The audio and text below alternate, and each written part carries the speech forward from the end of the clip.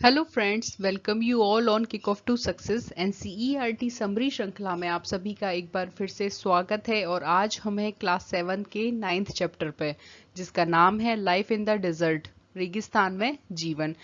Video को पूरा देखिए कोई भी चीज़ हम शुरू करते हैं, जैसे हमने ये समरी शुरू करी है, तो आप इसको पूरा देखेंगे तो आपके लिए बहुत बेनिफिशियल रहेगा। तो अच्छा लगे तो आपको लाइक कीजिए। अगर आप इस चैनल पर नए हैं और अभी तक सब्सक्राइब नहीं किया है तो प्लीज सब्सक्राइब कीजिए and also do share with your friends. And साथ ही साथ इस बेल बटन को भी प्रेस कर लीजिए ताकि हमारे सारे नोटिफिकेशन आपको जल्दी जल्दी मिलते जाएं। देखिए, जैसा कि नाम से ही पता चल रहा है कि रेगिस्तान में जीवन, तो वही बात कि सबसे पहले आपको पता होना चाहिए कि रेगिस्तान क्या होता है, कितने प्रकार का होता है। क्या जो हमने पहले से दिमाग में सोचा हुआ है कि एक बहुत गर्म सुनसान रेत से भरा हुआ बीजान जो जगह होती है वह रेगिस्तान कहलाती है, क्या यह तथ्य जो हमारे दिमाग में फिट हो रखा है वह सही है या गलत है? तो चलिए देखते हैं। जहाँ पीने के लिए जल ना हो, मवेशियों के चरने के लिए घास ना हो एवं फसलों के उगने के लिए जल ना हो, ऐसे स्थान पर किसी भी जीव के लिए जीवन कठिन ही होगा। बिल्कुल। रेगिस्तान दो तरह के होते हैं, ये यहाँ पर याद रखने वाली बात है। और अगर आप अपने नोट्स बना रहे हैं तो इसको नोट कर लीजिए। कुछ तो आग की तरह गर्म होते हैं और कुछ बर्फ की तरह ठंडे होते हैं। ये दोनों यानी गर्म और ठंडे विश्व के रेगिस्तानी क्षेत्र हैं। इन क्षेत्रों में कम वर्षा, विरल वनस्पति एवं चरम तापमान होता है। चरम तापमान का मतलब होता है कि तापमान बहुत ज्यादा होता है। तापमान के आधार पर रेगिस्तान गर्म भी होते हैं और ठंडे भी हो सकते हैं। इन स्थानों में जहाँ कहीं थोड़ा बहुत जल उपलब्ध होगा, लोग वहाँ कृषि करने के लिए बस जाते हैं। देखिए, हम सब जानते हैं और मैंने पिछले चैप्टर्स में भी बताया कि भारत की या कहें विश्व की सर्वाधिक जनसंख्या मैदानी क्षेत्रों में निवास करती है। और उसका कारण यह है कि मैदानी क्षेत्रों में नदियां बहती हैं, जिससे कि उपजाऊ जमीन, जीवन के लिए आवश्यक मूलभूत चीजों के रूप में जल और अन्य चीजें सरलता से उपलब्ध हो जाती हैं। वहीं अगर हम विरल स्थान देखें, जिसमें रेगिस्तान भी एक आता है, वहां पर जीवन के अनुकूल पर्याप्त दशाएं नहीं हो पाती हैं, न ही पेयजल मिलता है, न ही बाकी अन्य सुविधाएं मिलती हैं। तो वहां पर पानी की कम मात्रा होने के कारण सामान्य जनजीवन निर्वाह संभव नहीं हो पाता है, इसलिए लोग वहां नहीं रहते हैं। अब देखिए, जो रेगिस्तान की इमेज कुछ लोगों ने तो देख रखा होगा, लेकिन कुछ लोगों को नहीं पता। तो ये जो बैकग्राउंड थीम लगाया गया है पूरा का पूरा, ये रेगिस्तान को डिनोट करता है। देखिए, यहाँ पर एरिया तो कितना बड़ा है, चारों तरफ रेत दिखाई दे रही है और कहीं कहीं पर इस तरह से छोटे मोटे पौधे जैसी हरियाली देखने को मिलती है। अब देखिए, एनसीईआरटी क्या कहती है रेगिस्तान की परिभाषा। यह एक शुष्क प्रदेश है जिसकी विशेषताएं अत्यधिक उच्च तथा निम्न तापमान एवं विरल वनस्पति हैं। देखिए, एक बात क्लियर हो चुकी है कि रेगिस्तान गर्म भी हो सकते हैं जैसे अपना थार का मरुस्थल, और ठंडे भी हो सकते हैं जैसे लद्दाख। देखिए, जो हमने अभी देखे कि मरुस्थल क्या होता है प्लस मरुस्थल कितने प्रकार के होते हैं, तो मरुस्थल दो प्रकार के होते हैं, गर्म और ठंडा। अब सबसे पहले हम देखते हैं गर्म मरुस्थल क्या होते हैं। तो गर्म मरुस्थल या गर्म रेगिस्तान का सबसे पहले उदाहरण है और सबसे अच्छा उदाहरण लिया गया है सहारा मरुस्थल। सहारा मरुस्थल कहाँ है, देखते हैं। विश्व एवं अफ्रीका महाद्वीप के मानचित्र को देखने पर पता चलता है कि उत्तरी अफ्रीका के बड़े भूभाग पर सहारा रेगिस्तान फैला हुआ है। देखिए, ये आपका विश्व का मानचित्र है, इसमें उत्तरी अमेरिका, दक्षिणी अमेरिका, यूरेशिया, ऑस्ट्रेलिया और ये आपका अफ्रीका है। इस ही मानचित्र के उत्तरी भाग में या फिर क्या उत्तरी पश्चिमी भाग में जो है वह सहारा मरुस्थल फैला हुआ है। ठीक है। अब देखते हैं, यह विश्व का सबसे बड़ा रेगिस्तान है और लगभग 8.54 लाख वर्ग किलोमीटर क्षेत्र में फैला हुआ है, जबकि भारत का कुल क्षेत्रफल 3.2 लाख वर्ग किलोमीटर है। अब इन दो आंकड़ों से आपको क्या करना है, तुलना करनी है कि सहारा का मरुस्थल कितना बड़ा होगा। देखिए, ये पूरा जो इसमें फैला हुआ है ये है आपका सहारा मरुस्थल का क्षेत्र, और ये है आपका भारत। तो आप इन दोनों के एरिया को देख के अंदाजा लगा सकते हैं कि कितना बड़ा है। तो आपको याद रखना है कि सहारा मरुस्थल का क्षेत्रफल कितना है, 8.54 लाख वर्ग किलोमीटर, जबकि भारत का क्षेत्रफल कितना है, 3.2 लाख वर्ग किलोमीटर। क्लियर। अब आगे देखते हैं कि सहारा रेगिस्तान 11 देशों से घिरा हुआ है। क्लियर, ये चीज बिल्कुल याद रखनी है। देखिए जैसे जैसे हम आगे की क्लासों में जाते जाएंगे आपको दो चीजें मिलेंगी, एक फैक्ट जो आपको समझते हुए याद रखने हैं और दूसरे कॉन्सेप्ट जो केवल दिमाग में बिठाने हैं। दोनों ही चीजों से आपका सामना होगा, चैप्टर बड़े होंगे, अंडरस्टैंडिंग बढ़ानी पड़ेंगी। और मेरे साथ आप कंटिन्यू ये वीडियो देखिए, बार बार देखिए, तो आपको बहुत फायदा होने वाला है। सहारा रेगिस्तान 11 देशों से घिरा हुआ है। ये हैं अल्जीरिया, चाड, मिस्र, लीबिया, माली, मॉरिटोनिया, मोरक्को, नाइजर, सूडान, ट्यूनीशिया एवं पश्चिमी सहारा। ठीक है, अब मैं आपको यही मानचित्र है, ठीक है, अफ्रीका का, इसमें मैंने उत्तरी अफ्रीका का पार्ट लिया है और इसमें मैं आपको बताती हूँ। देखिए ये है मोरक्को, ये है वेस्ट सहारा, ये है मॉरिटोनिया, अल्जीरिया, माली, नाइजर, लीबिया, चाड, सूडान, इजिप्ट या मिस्र, ये जो देश हैं, और ये ट्यूनीशिया, ये देश हैं जिसमें कि आपका फैला हुआ है क्या, सहारा मरुस्थल फैला हुआ है, ब्राउन कलर से हाईलाइट हो रहा है। क्लियर, तो सहारा मरुस्थल विश्व जो आपका अफ्रीका है उसके कितने देशों में फैला हुआ है, 11 देशों में फैला हुआ है। ठीक है, रेगिस्तान के बारे में सोचते समय आपके मस्तिष्क में तुरंत ही रेत का दृश्य उभरता है। बिल्कुल जैसे बाकी की स्लाइड्स में जो बैकग्राउंड दिखाया था वह बिल्कुल रेत का ही था, परंतु सहारा मरुस्थल बालू की विशाल परतों से ढका हुआ ही नहीं, वरना वहां बजरी के मैदान और नग्न चट्टानी सतह वाले उत्थित पत्थर भी पाए जाते हैं। ये चट्टानी सतह कुछ स्थानों पर 2500 मीटर से भी अधिक ऊंचाई है। देखिए यूजुअली क्या होता है मरुस्थल में, अनंत दूरी तक, मतलब जितना भी दिखाई देता है वहां तक रेत ही रेत फैला रहता है। ठीक है, हवा के साथ वो शिफ्ट होता जाता है, लहरनुमा आकृतियां बन जाती हैं और ज्यादा संरचनाएं या ज्यादा स्थलाकृतियां देखने को नहीं मिलती हैं। परंतु सहारा मरुस्थल एक ऐसा मरुस्थल है जिसमें मरुस्थल, बजरी और चट्टानें भी पाई जाती हैं। अब देखिए आप बैकग्राउंड में जो आपको इमेज दिखाई दे रही है उसमें ये है बजरी और रेत, और ये जो है चट्टानें।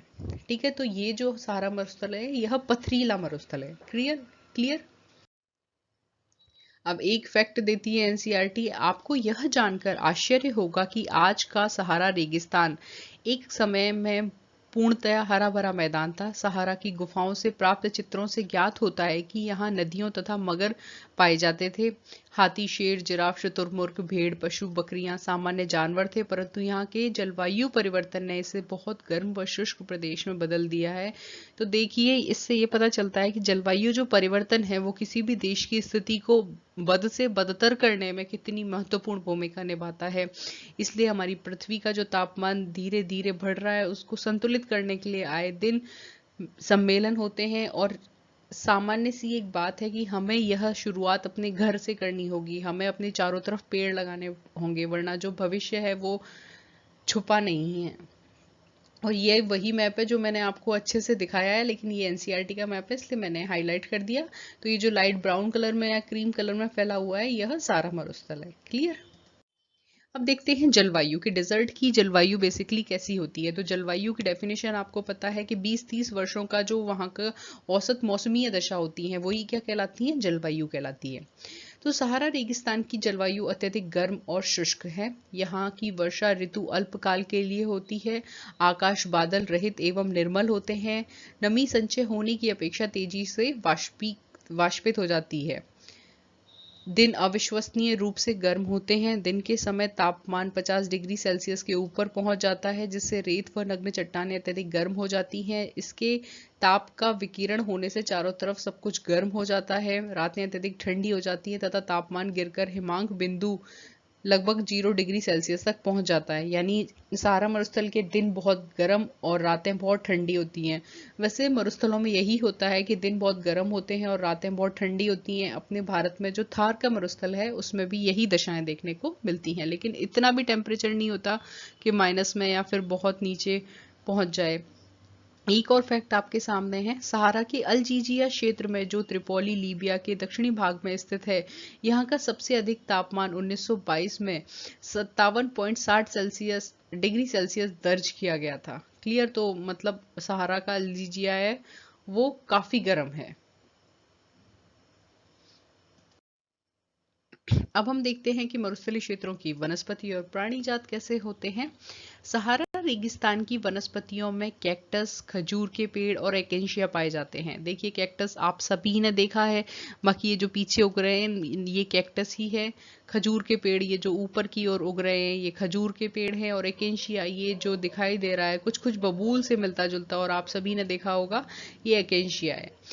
यहाँ कुछ स्थानों पर मरुद्यान में खजूर के पेड़ों से घिरे हुए हरे द्वीप पाए जाते हैं। ऊंट, लग्गड़भग्गा, सियार, लोमड़ी, बिच्छू, सांपों की विभिन्न प्रजातियां एवं छिपकलियां यहाँ के प्रमुख जीव हैं। ये सारे जीव आपने देखे हुए हैं। अब हम देखते हैं एक और फैक्ट।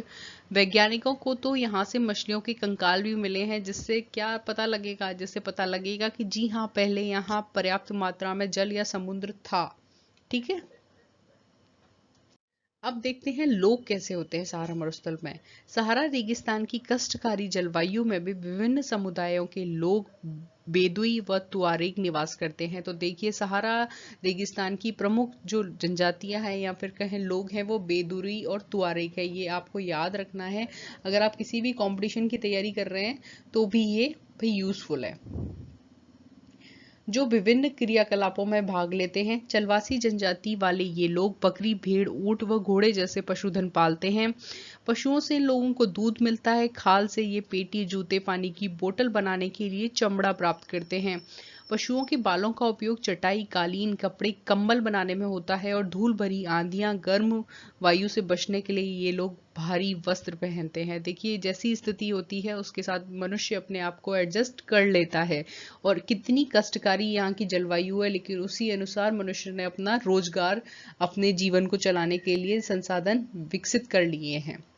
अब देखिए एक और फैक्ट है, जब रेत को पवन उड़ा ले जाती है तो वहां गर्त बन जाते हैं।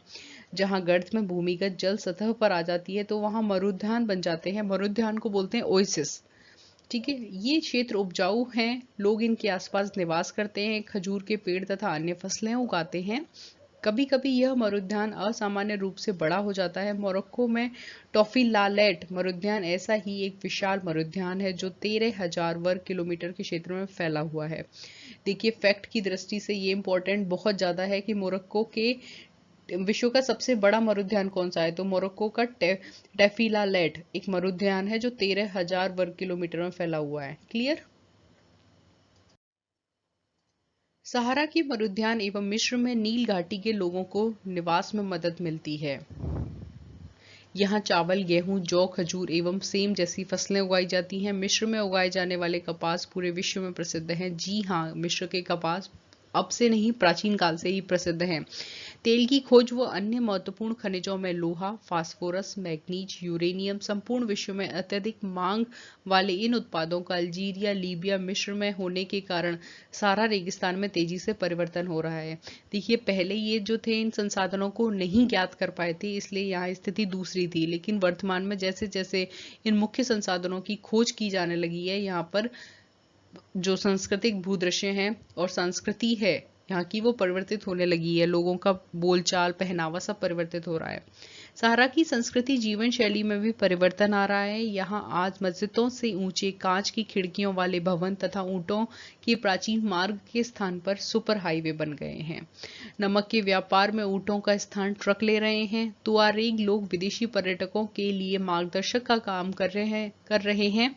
तेल व गैस के क्षेत्र में रोजगार की तलाश के लिए ये लोग शहर में पलायन करने लगे हैं। क्लियर। अब हम देखते हैं ठंडा रेगिस्तान जो है लद्दाख। गरम देखा सहारा, अब देखते हैं ठंडा रेगिस्तान लद्दाख। पॉइंट सेम लेके चलेंगे, वनस्पति, जलवायु, लोग बिल्कुल सेम चलेंगे। ठीक है, कंपैरेटिव स्टडी है ये।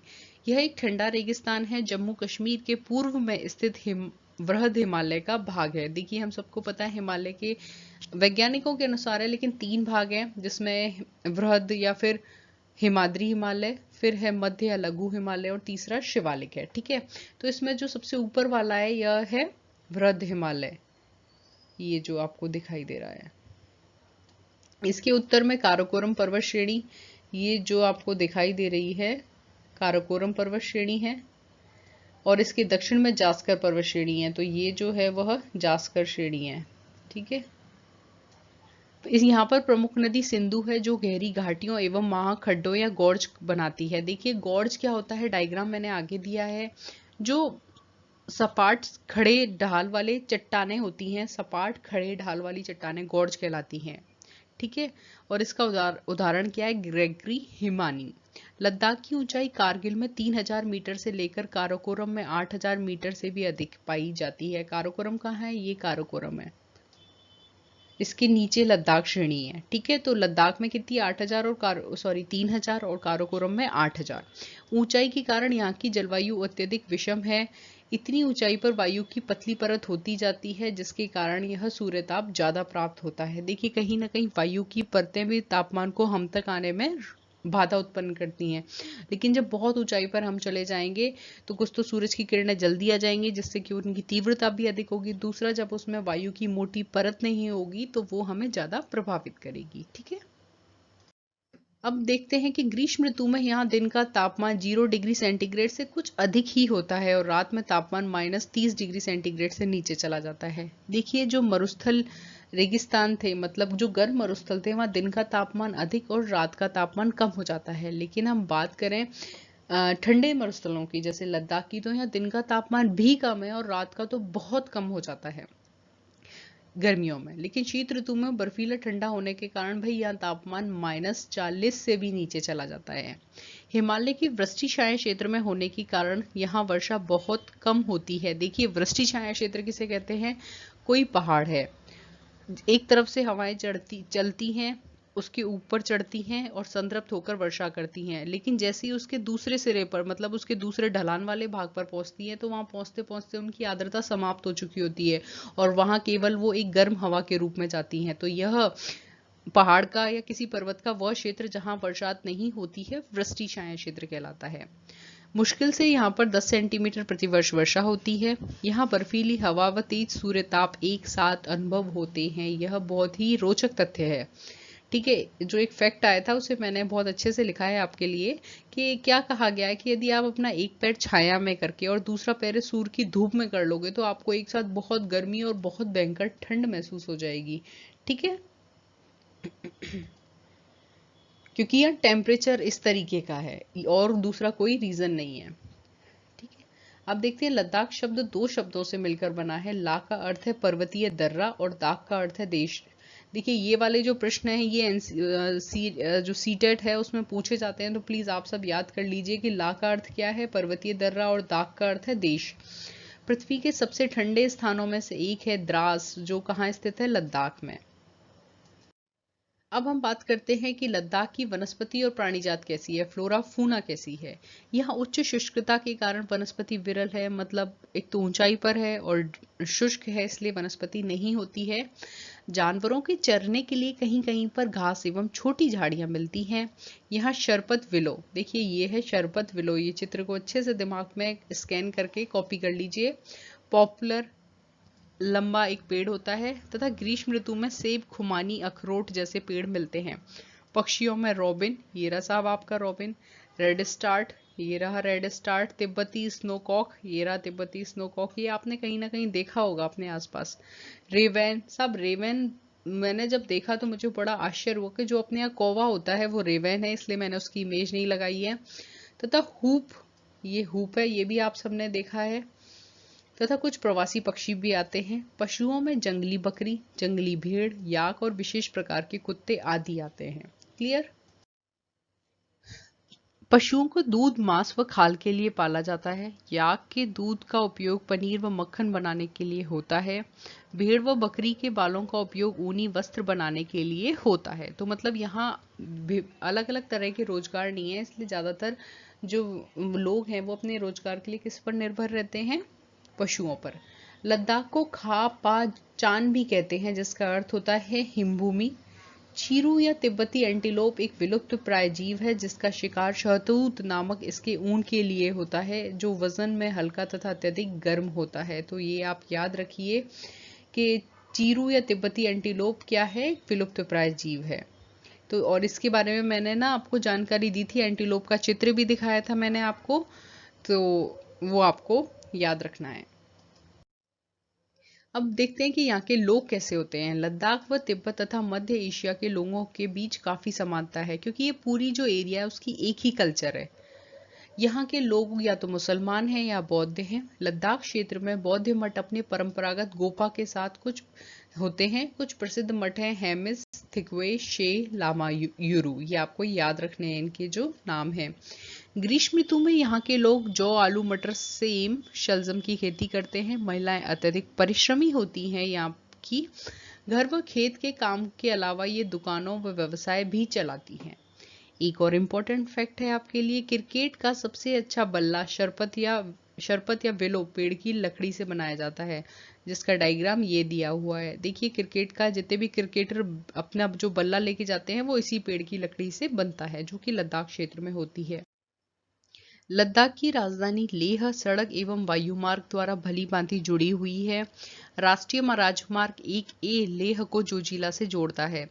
देखिए वैसे मैंने है ना यहाँ पर तो केवल एनसीईआरटी ने यही दिया है। अभी मैंने ना आगे इसकी राष्ट्रीय राजमार्ग 1A की फुल डिटेल दी है, जो कि आपको याद करनी ही है। तो अभी उसको आगे देखते हैं।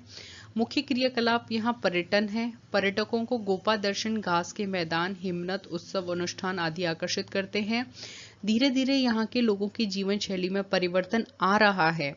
लद्दाख के लोगों ने प्रकृति के साथ समन्वय व संतुलन करना सीखा है। जल व ईंधन जैसे संसाधनों की कमी के कारण ये आवश्यकता अनुसार एवं मितव्ययता से इनका उपयोग करते हैं, कुछ भी व्यर्थ नहीं करते हैं। कितनी अच्छी चीज़ है। और हमें अपने संसाधनों को आगे तक बनाए रखने के लिए संसाधनों का समुचित उपयोग अत्यंत आवश्यक है। ठीक है, अभी मैंने जो लास्ट वीडियो डाला था क्लास 8 का चैप्टर फर्स्ट, वो यही था। उसको मैं डाल दूंगी लिंक उसका। इसके बाद आप उसको जरूर देखें। पहले देख चुके हैं तब भी आप उसे देखें। मनाली लेह राजमार्ग 4 दर्रों से गुजरता है। रोहतांगला, बारालाशला, लुंगा, लाचाला, टंगलंगला। यह राजमार्ग केवल जुलाई से सितंबर के बीच खुलता है, जब बर्फ को मार्ग से हटा दिया जाता है। तो ये आपका बारालाशला का दृश्य है। क्लियर। देखिए ये जो मैंने नेशनल हाईवे 1A के लिए डिटेल डाली है, ये आप यहीं याद कर लें, क्योंकि एक साथ अगर आप सारे हाईवे की डिटेल लेके, नेशनल हाईवे की डिटेल लेके बैठेंगे तो आपको याद नहीं होंगे। तो इसे यहीं याद करते जाएं। दूसरी एक बात मैं कहना चाहती थी, एक रामाशीष कुमार जी हैं जिन्हें मेरे वीडियो बहुत अच्छे लगते हैं और वो मुझे मैसेज करते हैं कि आप जल्दी जल्दी बनाइए प्लीज़ वीडियो, आपका वीडियो बहुत अच्छा लगता है। देखिए रामाशीष जी, मैं बहुत कोशिश करती हूँ कि मैं जल्दी जल्दी इन्हें बनाऊँ और आपको पूरी तरह ये उपलब्ध करवाऊँ, लेकिन क्या होता है कि मुझे ये अच्छे से पढ़ने पड़ते हैं। इनका संक्षिप्त रूप निकाल के उसको टाइप करना पड़ता है और हिंदी की टाइपिंग इतनी अच्छी नहीं है, लेकिन फिर भी मैं कोशिश करूंगी अब हर दूसरे तीसरे दिन आपको ये वीडियो मिले। और साथ ही साथ मैं सभी लोगों से कहना चाहती हूँ, मेरे जो व्यूअर्स हैं वो बहुत बड़ी मात्रा में हैं, लेकिन जो सब्सक्राइब करते हैं वो रेशियो काफ़ी कम है। अगर आपको ये अच्छा लगता है देखना, तो आपको सब्सक्राइब करने में क्या जाता है। हमारी मेहनत को एक रिजल्ट मिलता है कि हाँ वो आपको सही लगा। साथ ही साथ आप इसे लाइक किया कीजिए। आपकी कोई भी क्वेरी हुआ कीजिए, इन टॉपिक से रिलेटेड आप पूछ सकते हैं और आप पूछा कीजिए। ठीक है, तो बस मुझे यही कहना था। बाकी रामाशीष जी थैंक यू, आपको मेरे वीडियो अच्छे लगते हैं और मैं जल्दी जल्दी आपको अवेलेबल करवाऊंगी। तो अब देखते हैं, हम वापस टॉपिक पे आते हैं कि जो 1A है इसकी लंबाई है 663 किलोमीटर। ठीक है, यह पंजाब, हिमाचल प्रदेश और जम्मू को जोड़ता है। ठीक है, ये है पंजाब, ये हिमाचल प्रदेश है और ये पूरा है जम्मू कश्मीर। इसकी कुल लंबाई पंजाब में 108 किलोमीटर, हिमाचल प्रदेश में 14 किलोमीटर और JNK या जम्मू कश्मीर में 541 किलोमीटर है। यहाँ प्रसिद्ध जवाहर सुरंग भी इसी राष्ट्रीय राजमार्ग पर स्थित है। जम्मू और श्रीनगर शहरों के बीच 300 किलोमीटर लंबा राजमार्ग है, जिससे यह सुरंग बनी है। इसका निर्माण 1950 के दशक में किया गया था। यह एशिया की सबसे लंबी सुरंग है और यह सुरंग बनिहाल दर्रे पर बनी हुई है। देखिए ये फैक्ट आपको यहीं याद कर लेना है, ताकि आपकी आगे आने वाली क्लासेस में आप पे बर्डन नहीं आएगा। क्लियर। देखिए ये जो आपको चित्र दिखाई दे रहा है, ये लद्दाख के लोगों की वेशभूषा है। ठीक है, उनकी पारंपरिक वेशभूषा है। शादी हो या फिर कोई त्योहार, लद्दाख के लोग उसे अपने पुराने रीति रिवाजों के साथ ही मनाते हैं। वीडियो को देखने के लिए थैंक यू। आपको अच्छा लगा तो प्लीज़ लाइक ज़रूर करके जाना। आपके लाइक करने से हमें बहुत मोटिवेशन मिलता है। Share it with your friends and also do subscribe and hit the bell button, ताकि हमारे सारे नोटिफिकेशन की जानकारी आपको फटाफट मिलती रहे। जल्दी मिलते हैं एक नई वीडियो के साथ, तब तक आप रक्षाबंधन का त्योहार अच्छे से मनाइए। हैप्पी रक्षाबंधन।